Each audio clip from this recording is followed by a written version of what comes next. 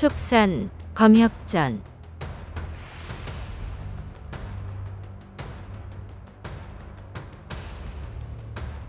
62화 대가장과 여가장.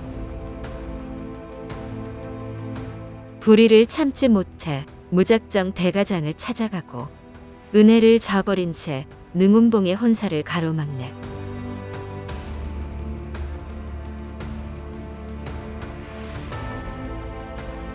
원래 차분하고 눈치가 빠른 허월은 점원이 주문을 받지 않는 데는 그만한 이유가 있다고 생각해 크게 따지지 않았다. 한데 큰 탁자에 둘러앉은 불량한 8사람이 매우 거슬렸다. 그중 귀가 뾰족하고 턱선이 날카로운 사내는 누가 봐도 평범하고 선량한 백성이 아니었다. 허월이 점원과 한두 마디 실랑이를 벌이자 가짠다는 표정으로 노려보았다. 허월은 못 본 척 넘어가려다 문득 얼마 전 들었던 소문이 생각났다. 장사에 나고을답 나물님이라는 악당과 옥면후 백기라는 영웅이 나타났다던데 돌아가는 모양새가 아무래도 그 두 사람과 관련이 있는 듯하고 안목을 넓힐 좋은 기회가 되겠어. 더구나 곧 입문할 사람으로서 불의를 목도하고 그냥 지나칠 수는 없지 않은가. 제대로 혼쭐을 내주고 집에 돌아가 다 정리하고 바로 떠나야지. 악을 제거해 백성을 평안케 한다고 생각하니 의협심이 불타올랐다. 그래서 일부러 점원과 실랑이를 벌이며 언성을 높였던 것이다. 그런데 전혀 생각지 못한 다른 사람이 끼어들었다. 허월은 한눈에 상대가 범상치 않은 인물임을 알아보고 합석 제안에 흔쾌히 응했다. 통성명을 하던 중 상대가 도균의 사부 조심원이라는 사실을 알고 크게 기뻐했다. 일행인 황영극 역시 뛰어난 실력자였다. 서로 예의를 갖춘 후 허월은 대단한 검선사부를 모시게 된 도균의 소식을 전하였으나 본인 이야기는 하지 않았다. 질범이 자신을 받아줄지 아직 확실치 않기 때문이다. 세 사람이 한창 이야기를 나누는데 갑자기 아래층이 소란스러워지더니 쿵쿵 계단 소리가 이어졌다. 곧이어 키가 작고 다부진 남자가 손에 든 철구슬 4개를 달그락거리며 나타났다. 큰 귀에 들창코, 눈매는 사납고 입술은 얇았다. 조금 전까지 왁자지껄하던 사람들이 얼른 술잔을 내려놓고 일제히 일어나 공손히 예를 갖추었다. 나리. 주점이 잠시 쥐죽은 듯 조용해졌다. 남자는 주변 사람들을 거들떠보지도 않고 지나쳤다. 조금 전 별실에서 나와 대기하던 8명이 남자를 에워싼 채 다시 별실로 들어갔다. 이때 가장 덩치 큰 사내가 구석자리에 앉은 조심원 일행을 외섭게 노려보며 지나갔다. 예를 갖추지 않고 가만히 앉아있는 세 사람이 눈에 거슬렸던 것이다. 날이라 불린 남자가 별실로 들어간 후 사람들이 다시 웅성거리기 시작했으나 큰 소리를 내지 않고 귓속말하듯 조심스럽게 이야기했다. 잠시 후 주점 점원이 줄줄이 별실로 들어가는데 은자를 받아갔던 점원이 조심원에게 다가와 귀뜸했다. 다 드셨으면 어서 돌아가세요. 조심원이 무슨 일인지 물으려는데 한 사람이 별실에서 나와 무어라 지시를 내렸다. 갑자기 소란스러워지더니 100여 명이 한꺼번에 일어나 옷과 짐을 챙겨 썰물처럼 빠져나갔다. 귀가 밝은 허월은 떠들썩한 와중에 대가장이라는 말을 들었다. 점원은 조심원이 제 말을 못 들은 척하자 떠날 생각이 없구나 싶었다. 마침 다른 사람들이 모두 떠났으니 특별히 문제가 생기지는 않을 것 같아 아래층에서 재촉하는 소리를 듣고 서둘러 내려갔다. 허월이 조심원에게 물었다. 점원이 또 나가라고 재촉하던가요? 그러더군요. 아무래도 지금 나간 놈들이 선량한 백성을 괴롭히려고 모인 불량배인 것 같습니다. 이번에 가게를 정리하러 다니다가 나물님이라는 악당이 나타났다는 이야기를 들었습니다.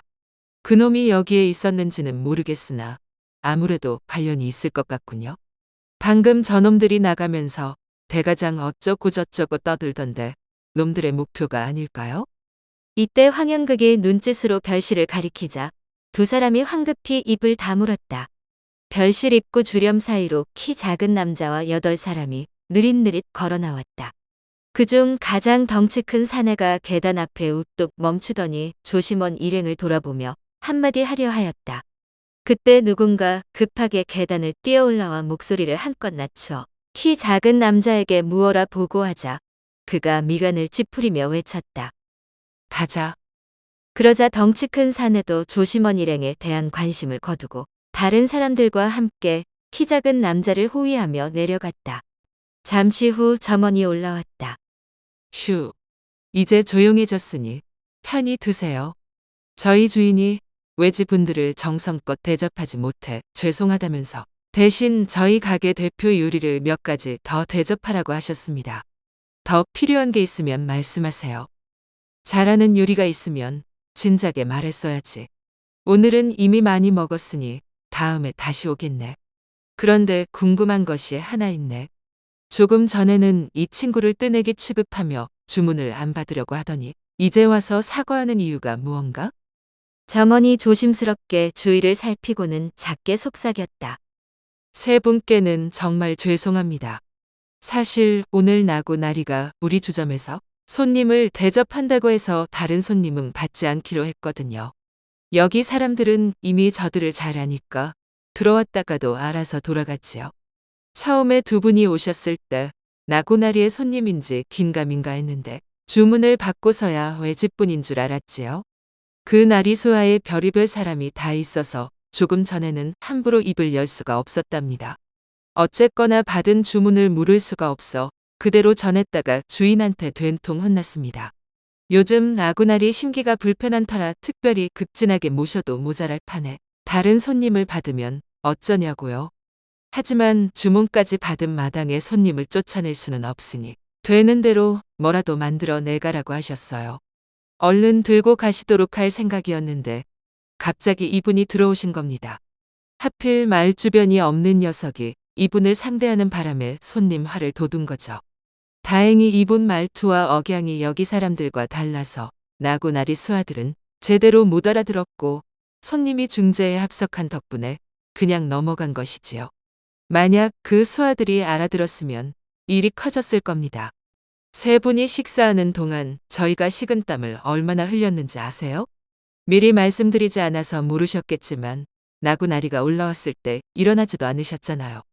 구석 자리라 나고나리가 보지 못했고 그 수하들도 나리 심기를 살피느라 신경 쓸 겨를이 없었기에 망정이지. 그렇지 않았다면 누구든 절대 그냥 넘어가지 않았을 겁니다. 그 나고나리라는 사람, 이리 요란하게 새를 과시하는 것을 보니 고관대작이라도 되는가? 아이고, 손님, 자꾸 캐묻지 마세요. 외지 분들이시니 모르는 게 약입니다. 배불리 드셨으면 어서 일어나시지요. 그냥 제 할 일만 하는 게 제일 속 편한 겁니다. 조심원이 더 붙잡고 떠보려는데 계속 답을 피하던 점원이 아래층에서 부르는 소리를 듣고 쏜살같이 내뺐다. 이제 주점 위층에는 세 사람만 남았다. 허울이 입을 가시고 일어나 무심코 계단 쪽으로 발걸음을 옮기다가 주인이 점원을 나무라는 소리를 듣고 자리로 돌아왔다.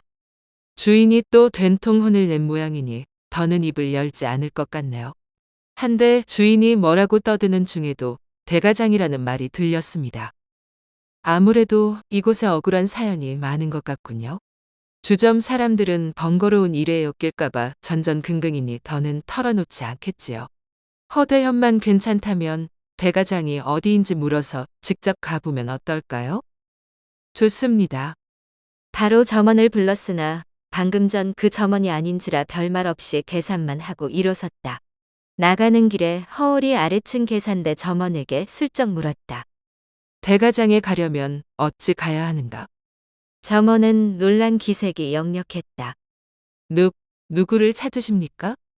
허울은 상대의 반문을 미처 예상치 못했으나 며칠 전 우연히 들은 협객 이름을 퍼뜩 떠올렸다. 백가를 찾네만. 그러자 점원이 더욱 당황하며 답을 피했다. 그런 데는 모릅니다. 남문 밖에서 물어보세요. 점원이 두려움에 떨자 세 사람은 더는 묻지 않고 남문으로 향했다.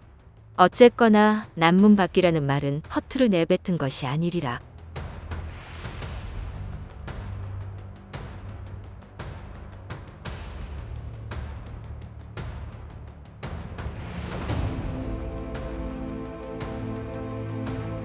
다음 화에서 이어집니다. 더 좋은 콘텐츠를 제작하기 위하여 구독과 좋아요, 알림 설정 부탁드려요.